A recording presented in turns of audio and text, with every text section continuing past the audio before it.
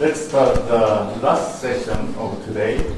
The first speaker of the session is of Lubarsky. He is going to talk on notions of Cauchyness and metastability. Thank you for the introduction.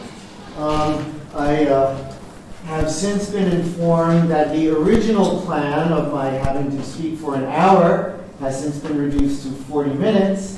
So this means I'm going to speak 1.5 times as fast. So don't blink or you're going to miss something or other, that's for sure. So what am I going to talk about today? A kind of a variation of the notion of Cauchyness, or several related variants of Cauchyness, which in a sense is sort of a sequentialization of Cauchyness, as paradoxical as that might sound. Now, I'm not going to prove any particular big theorem about this. It's going to be more of a potpourri of results, sort of an introduction to the topic of almost Cauchyness. The one thing I will say by way of introduction and background to those who perhaps aren't so fit in constructive analysis is this last property down here. Now, we don't have trichotomy, because if you're given a real number, you can't necessarily tell if it equals 0. Maybe it's close to 0, how can you ever tell? But what we're going to use, the one property that we're going to use is this over here. If you have, let's see, epsilon is a positive number, the 0 doesn't matter so much. If two real numbers, one is bigger than the other, but it may as well be 0. You can always tell whether a real number is less than epsilon or bigger than 0. The idea behind that is you can approximate a real number as closely as you want. So if you approximate x to within epsilon over 2, then if you can't tell whether or not it's positive, at least you're sure it's less than epsilon at that point. So this is the one fact from constructive analysis, and I'm going to use as background. Okay, so to begin the actual topic itself, what do we mean by almost Cauchyness? Well, here's a long list of properties, not all quite equivalent to each other. So I would like to draw your attention to these last two over here as perhaps the easiest to understand, the threes over here. So for a sequence to be Cauchy, as we all know, it means given an epsilon, there's a point beyond which all of the numbers are within epsilon of each other. So the sequentialization of Cauchyness here has to do with, don't worry about the F, but just the G here. So you think of G as picking out indices for the entries in your Cauchy sequence. And think of G as trying to pick out the worst possible indices, the biggest challenge to Cauchyness. So if you have a sequence that's not Cauchy, you think of G as trying to pick out indices of elements that are jumping around and just get far apart from each other. So with that idea behind G, you think, well, almost Cauchy means for every epsilon and for this G, there is a point beyond which, so let's look at C3 prime. G is splitting the natural numbers, the sequence of natural numbers, up into chunks. And C3 prime says that if you look within any chunk, I and J are indices within a presumably large chunk, well, those real numbers are within epsilon, or no, just a metric space, they don't have to be reals.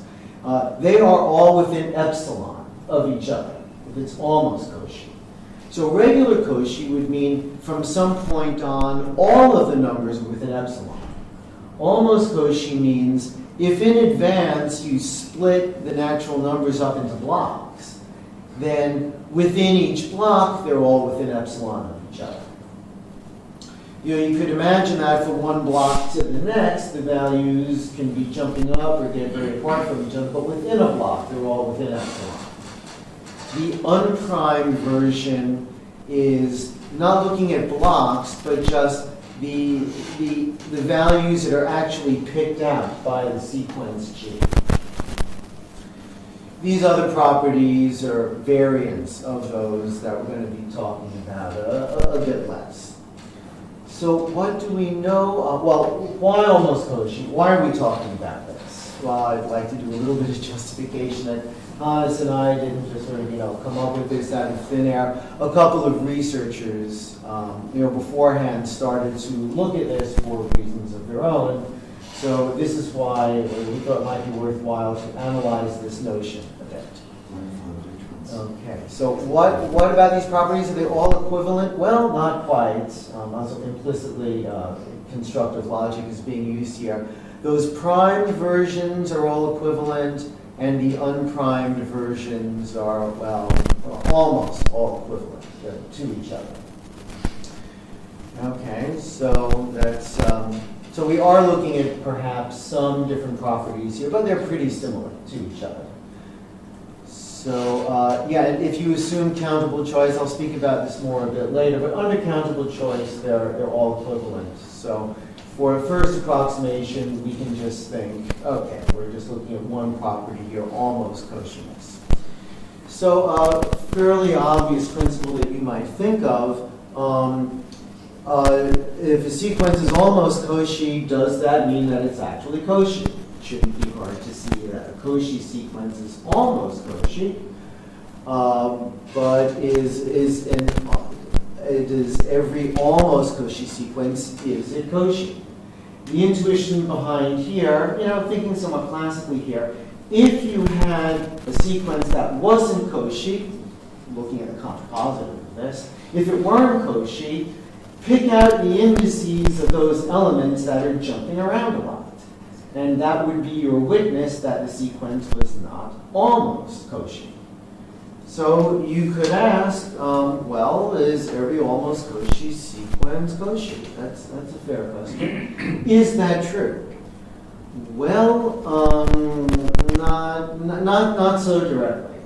It is implied by BDN, but does not follow just from basic logic and set theory alone. Should I talk about BDN? Anybody? Is that yes? Okay. So, BDN would have fit in very nicely into Hajime's talk this morning about reverse constructive mathematics, or constructive reverse mathematics, whichever one it is. It is one of these very foundational principles. We say that a collection of natural numbers is pseudo-bounded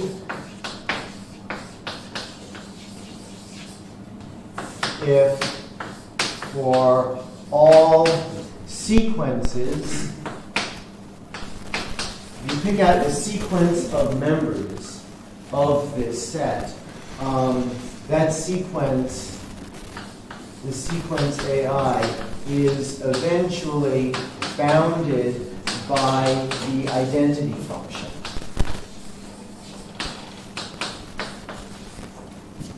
So eventually AI is less than or equal to I. Okay? So what BDN says, so what's an example? I guess I should give you an example of this. An example is if A is bounded. If you have a bounded set, then the best you can do to get it to go quickly is to pick out the largest element and just stay constantly on that element. Well, eventually that's going to be bounded by the identity function. So what BDN says, BDN is the assertion that every countable set of, every countable pseudo-bounded set of natural numbers is bounded. That the bounded sets are the only examples of pseudo-bounded sets. That's the assertion BDN. What is the status of BDN? Well, in a sense, it's a very weak principle. Weak in the sense that it is actually true in all schools of mathematics that are known. It's true classically. It's true computably. with, under Turing computability, and it's also true in Brouwer's intuitionism. So in a sense, it's actually very weak, which I claim either makes it very interesting or makes it very uninteresting. I'll leave that for you to decide. Perhaps you can see the relevance of BDN to almost Cauchyness, just this notion of sequentialization, the notion of picking out a countable sequence of elements. And the fact is that this almost Cauchy criterion, that almost Cauchiness implies Cauchiness, follows from BDN, but it's actually strictly weaker than BDN, but still does not follow just from basic logic and set theory alone. So this ACC principle is even weaker than BDN, which would make it either more interesting than BDN or even less interesting than BDN. Okay, so this is what we know about this almost Cauchy principle. Yes? Why do we need countable by this?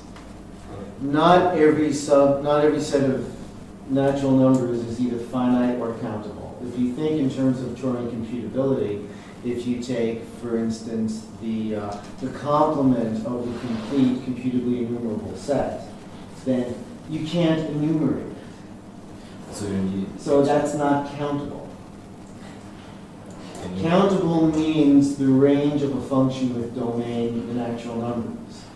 And you cannot computably enumerate the complement of the complete countably enumerable set. So it would be okay if you was right, not countable, but enumerable. Well, no, because I'm not assuming that we're working in the Turing computability model. So there is a notion, there is a property just called BD, where you drop the N, where you drop the countability here. BD is the property that every pseudo-bounded set of natural numbers is bounded. BDN is a specialization to those sets of natural numbers that are countable.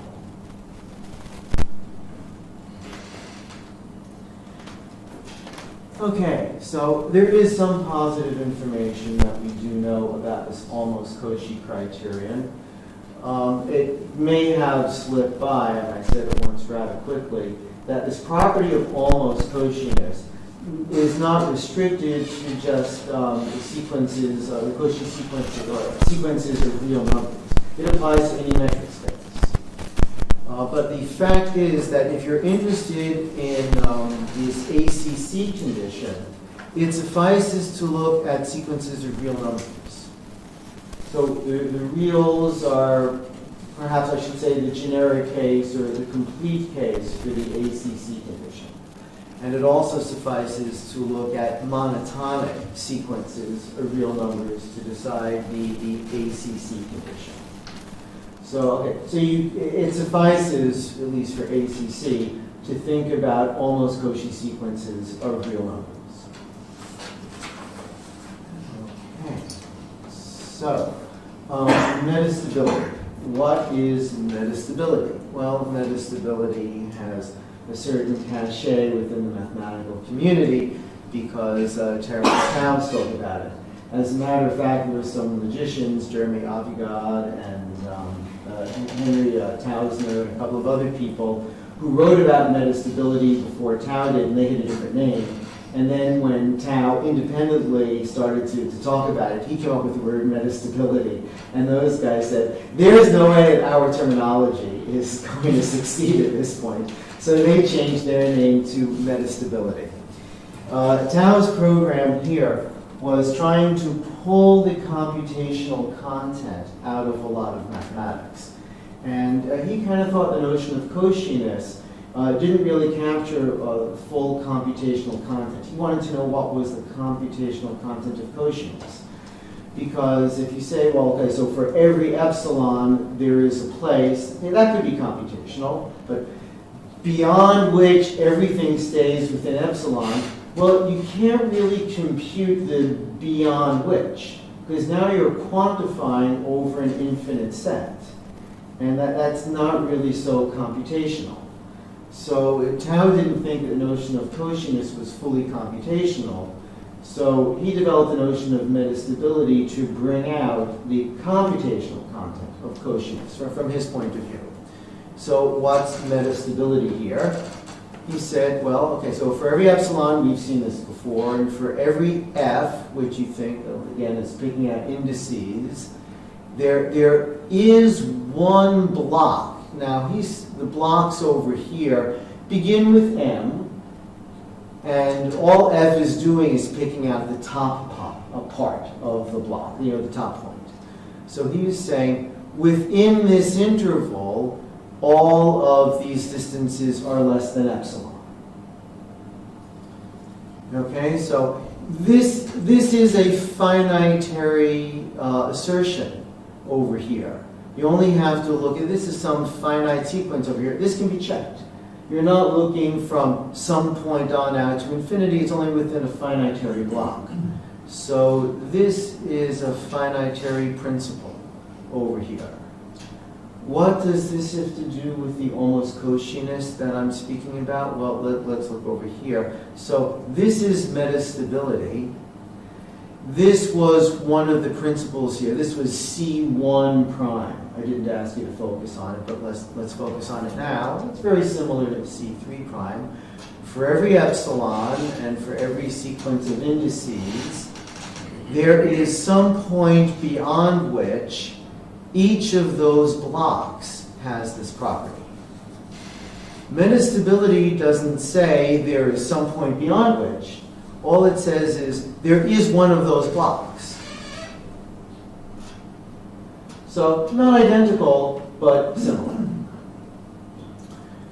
Okay, why might Tao or anybody else think that this is a reasonable fragment of Cauchyness? What does this have to do with Cauchyness here? Well, let's look at this theorem over here. Standard undergraduate theorem here. If you have a bounded increasing sequence of reals, so just think a unit interval from 0 to 1. We have something increasing.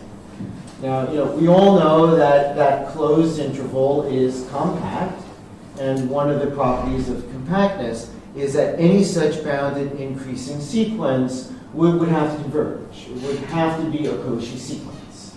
So from undergraduate analysis, you would think a bounded increasing sequence of reals would be Cauchy. So metastability is, if anything, a weaker property than Cauchyness. Where is the computational content? And see, if all you were to say is this is Cauchy thinking classically, it's not so computable. Because suppose you have a sequence of all zeros here. Now, if it's just looking 0, 0, 0, 0, 0, you can't really compute when it's going to settle down because maybe it jumps up to 1 at some point. Okay, I promise you it's bounded. It's never going to go past 1. But there's no way to compute how far out you have to look until this settles down. That's not really computational. But even with this level of uncertainty, you can still compute the metastability part. Why is that? Well, okay. So pick an epsilon over 2, whatever. We want to show that eventually there's some block that we can find where all of the numbers are within epsilon over 2 of each other. Well, look at enough blocks from 1 out to this point, and then starting at this point, apply f to that, and so on down the line. Look at all of these non-overlapping blocks. If we went up by epsilon over 2 on each of these blocks, then if m is big enough, after, how big does m have to be? Well, here's the computation, okay? After a certain point, we would have passed the upper bound.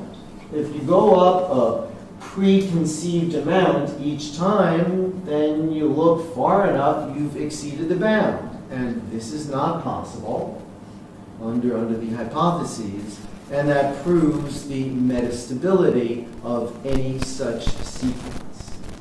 So this is computational. The computation is you have to figure out how big this m has to be. And so, in a sense, this is sort of the computational compactness of a bounded interval in the real line. So this is an argument as to why metastability is the computational heart of Cauchiness. But this is all from a classical point of view, which is how Tao was working. Tao was not thinking constructively or intuitionistically or anything like that. This is all classical. So a very fair question, I'll just mention over here. Metastability does come in these different variants, kind of like the variants of Cauchiness that we have. You know, okay, so pick any one of these. So, of course, what we're interested in is under constructive logic, what's the computational content of this stuff? And that, as it turns out, really isn't so good. So we spoke about LPO this morning. Let me remind you of this phrase a bit differently from how Hajime phrased it, but just spelling it out in a bit more detail comes down to the same thing. If you have a binary sequence, either it's all zeros or there is a 1. Classically very modest, but constructively pretty unacceptable. This is a pretty powerful fragment of excluded middle. This is rejected by Brouwer. It's also not true computably, so this is a very strong principle. Why am I mentioning this? Well, if you take this rather modest assertion about metastability, that will give you LPO. It's actually equivalent to LPO, but the direction that interests us is if we just assume that a bounded, not just metastable, but if it's bounded and metastable of rationals, not even reals, if you assume that under these very restrictive circumstances that every such sequence converges, then you get LPO. So you'd be hard-pressed to want to work with this constructively. Going into the risk that's always present when trying to give a proof during a talk, let's just see briefly why this is true. I'm going to do only one direction here. Why do we get LPO from this assumption about metastability? So we're going to look at a binary sequence. So I need to show you that it's either all zeros or there is a 1. Without loss of generality, we can assume that there is at most a single 1, because if you ever come across one, so you go through the sequence from the beginning. If you ever hit a 1, then declare that everything after is 0, because the LPO decision is made already once you've hit 1. Okay, this sequence is metastable. How come? Look at two non-overlapping intervals, finite intervals. So you can go through each element over there. If they're all zeros, well, fine. That satisfies the metastability criteria. If you find a 1 occurring in this interval, there's only one 1. At most, a single 1. So then you look at this non-overlapping interval, then you're guaranteed that these are all zeros. So one way or the other, you have some interval consisting totally of zeros here. Okay, so that checks the metastability. It's also bounded if it's a binary sequence, and if it's a 0-1 sequence, it's a bounded sequence of rationals. So by this assumption here, this sequence, our binary sequence, converges. Okay? So it converges to something. What does convergence mean? There is a point beyond which it stays within any pre-given epsilon to the limit. So in particular, 1/2. It's within 1/2 of the limit.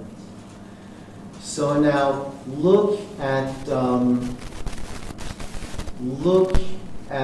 that entry right over there. If this is 0, then all further entries have to be within 1/2 of 0. So for a binary sequence, that means all further entries are 0.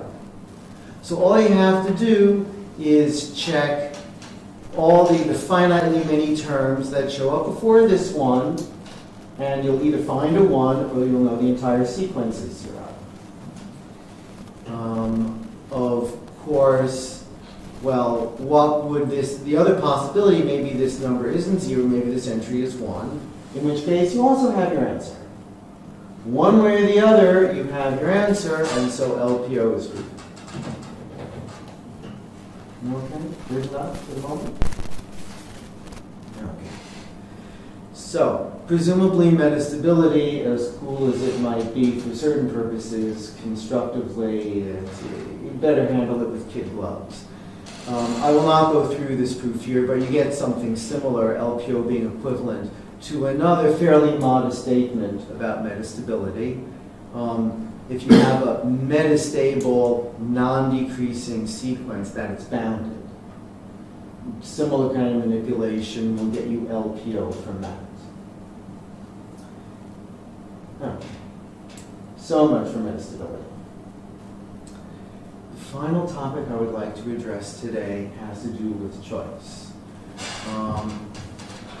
Often, countable choice, sometimes more strongly dependent choice, is assumed in constructive mathematics, and reasonably so. A lot of development of basic analysis, measure theory, and so on really makes use of these weaker kind of choice axioms. But often it's interesting to see, well, what happens if you don't have choice?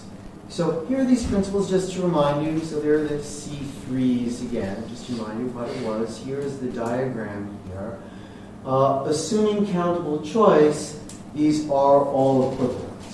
How can we see that? Well, we will assume we're going to show this arrow here under countable choice. And if you have this implication, then they're all equivalent to each other. So why is that true using countable choice? Well, we're going to define a function g, which kind of along the lines of what I said at the beginning. G is trying to pick out the worst possible cases. G is doing its best to pick a counterexample to Cauchyness here.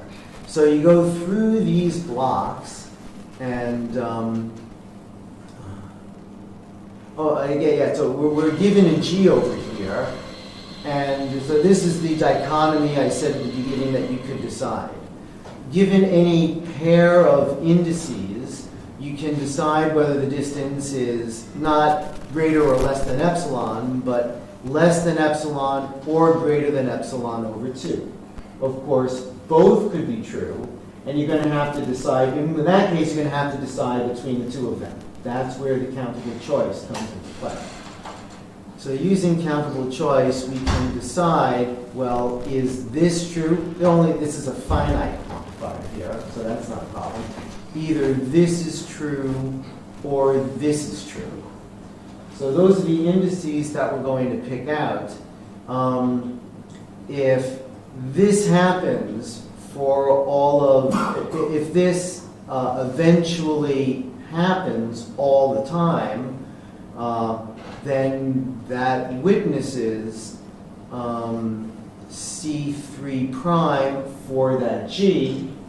If we have this happening unboundedly often, then then we will have picked out the counterexample to C3.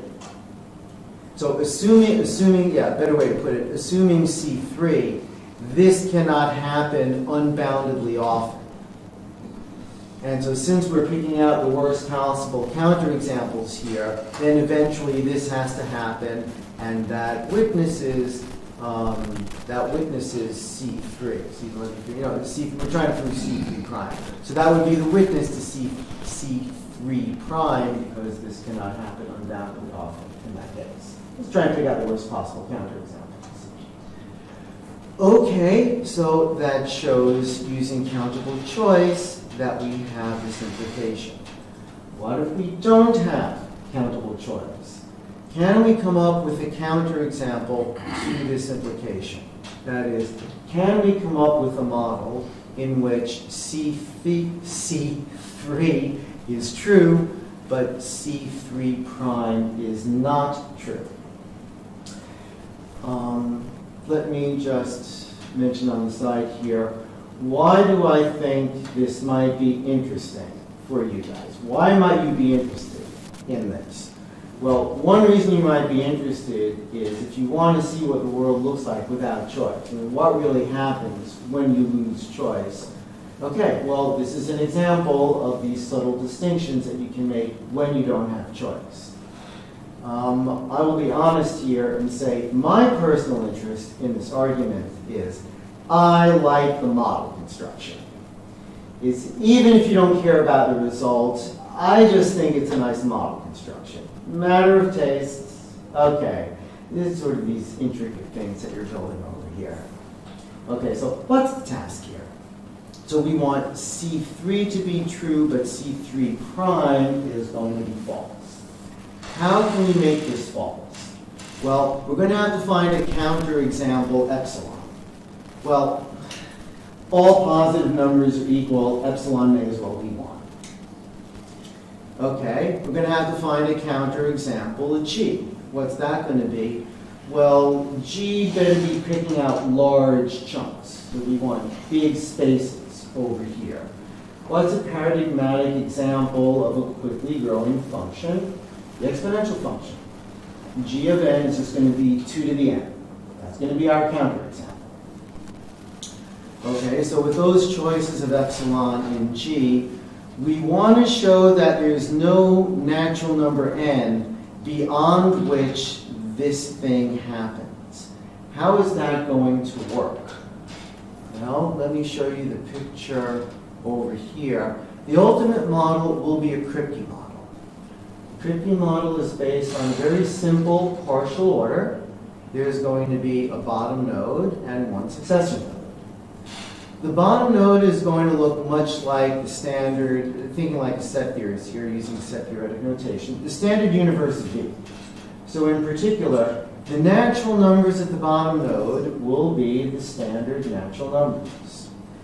M is going to be a non-standard model of the universe of sets. They're going to be non-standard natural numbers. If C3 prime were going to be true, then there would have to be true meaning true at this bottom node. The assertion was there is a natural number that does something. Well, the only natural numbers here are the standard natural numbers. To say there is a natural number here would have to mean there is a standard natural number. And what happens with this standard, this alleged standard natural number? Something would have to be true about everything larger than it. Well, in a model like that, that would include the non-standard natural numbers up here also. So the counterexample to C3 prime will involve these non-standard natural numbers. Now, what has to happen with those non-standard natural numbers? Well, the counterexample will be a non-standard little n, such that in this interval here, I can find numbers that are a distance of 1 from each other, while still making this true over here. The difference here is you're not looking at the interior of the interval, you're looking only at the endpoints. So what's the ultimate picture going to look like?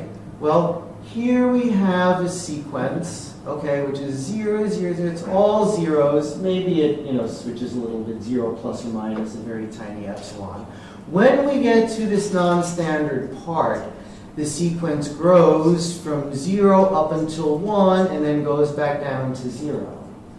So when you're picking out the endpoints, you miss all the action that's going in the middle here. If all you do is pick out the endpoints, all you're seeing, then from here, you jump to here, and so on down the line. All you're seeing are zeros. So that's why C3 is true. If you're looking at everything in the entire interval, then you have to account for all of this stuff, and the C3 prime will be false. Of course, you have to do this in such a way that there's not an H, which is picking out different indices, that's going to hit the stuff in the middle. How could this possibly work? Well, we need non-standard A and B with a lot of space between them. There better be a pretty big interval. The distance between them also has to be non-standard. And the G's that are going to work for us, okay, If G misses the interval entirely, then the members of the sequence that it's picking out are all 0. Not a problem, that's going to make C3 true. But another possibility, look, maybe G is the identity function. Maybe G is picking out absolutely every member of our sequence.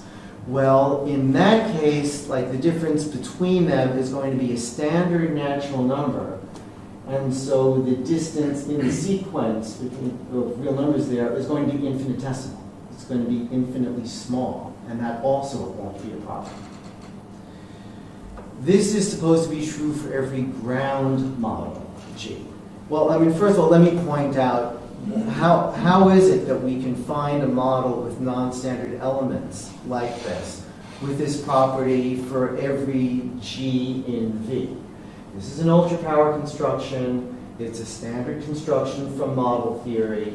There's this is a property over here. If we were to write this down as axioms, think of these as axioms over here. How many axioms do we have? Well, here's 3.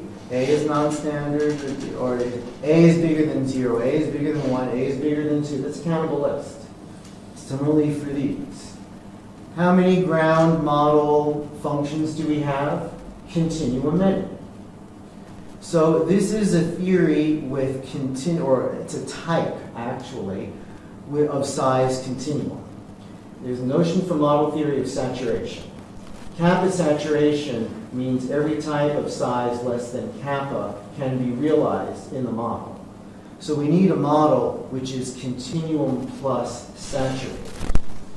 There's a basic theorem that says an ultra power is kappa saturated if and only if the ultra filter you use to build it is kappa regular, whatever that means. It's a theorem of ZFC that kappa regular ultra filters always exist. So it's no problem getting a model which is saturated enough that we can realize this. Why does that do it for us? Well, this sequence itself is not going to be good enough. Because if you had this sequence, you could define the function which says, well, pick out absolutely every element until you get to 1 which is not 0.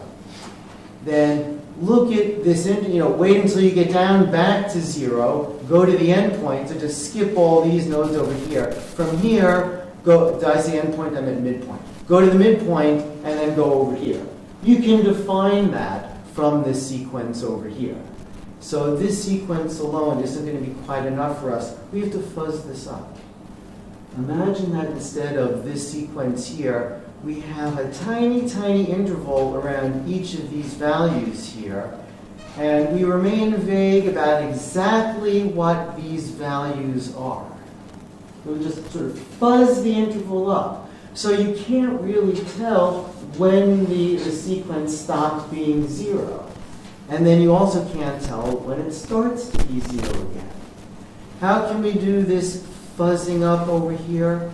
Well, you take a topological model. You take a certain topological model where you have a generic sequence that looks like that sequence from the previous slide, but it's a little fuzzy. And then from that generic, you can't build a counterexample.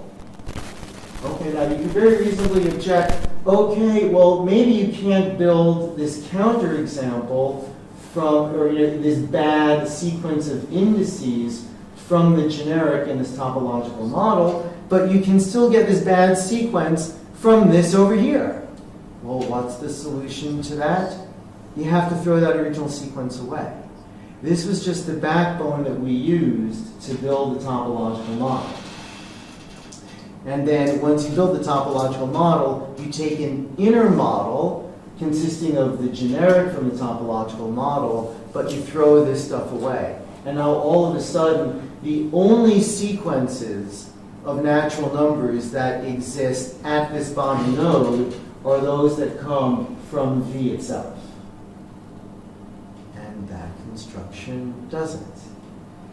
That was perhaps a bit much for somebody who's never seen this before. But the short version of this is you take this ultra power of V to get this saturated model M. You take the full Kripke model built over the structure here. You take the topological model over this Kripke model, and then you take an inner model of that topological model. Please don't feel bad, don't hold it against me if you didn't quite understand all of this, but maybe if nothing else, I've conveyed why I might find this enjoyable just because of the intricacy of the model construction. And if I hit the button again, we don't go any farther, so that's the end of the slide.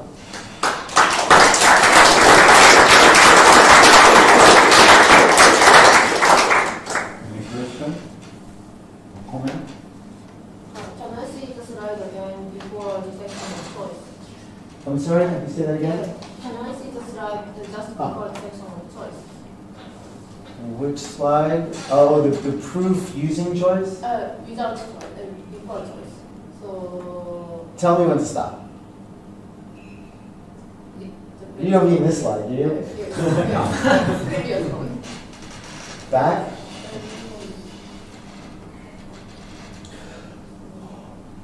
Around here. I'm sorry, I can't hear you. So, if you go to the next slide, equivalence between LPO. The equivalence between. Yes. Stop. Yes. This one. No, the previous one. Previous. This one. Yes. Stop. Thank you. Okay. Okay, so Oh, and this is nothing to do with choice, this was LPO. Yeah. So have you considered how to prove, how we can prove every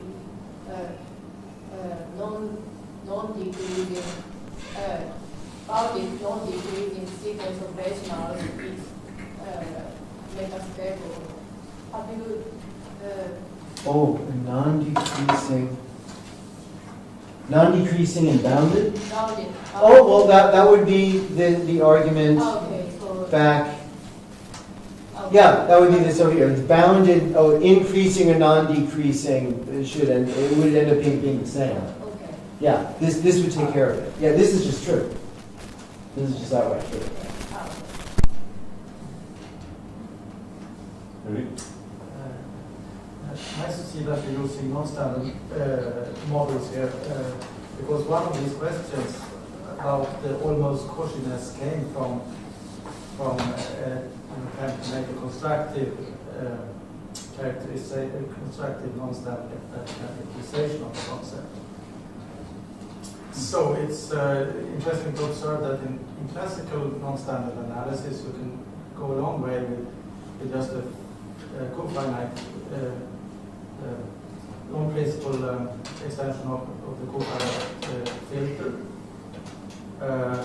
But if you go to in the constructive version, you need to consider many kinds of filters. So you may have a specially designed filter to do the Cauchyness characterization. For every notion, or not every notion, but you have to adapt your filters to the convergence notion you're considering in the constructive. So, there's a paper on this by Mordek and taken up later by a second, where you have different filters for different convergence notions, and you have a way to pass from models over one filter to another filter. So with that kind of model, you can encompass all kinds of non-standard characterization in one. But if you stick to just a single filter, you will always have some problem like this, different Cauchyness and almost Cauchyness. Yeah, that's a nice point I haven't thought of. I'm not that familiar with the literature for non-standard analysis. I guess that it doesn't matter which non-standard model that they work in, it's just sort of all the same. But over here, in the construction I showed, yeah, you definitely need a particular property of this non-standard model. So yeah, it makes a difference which ultrafilter you use. Yeah, thanks for bringing that out. Any other? Maybe? No. Let's come to the speaker again.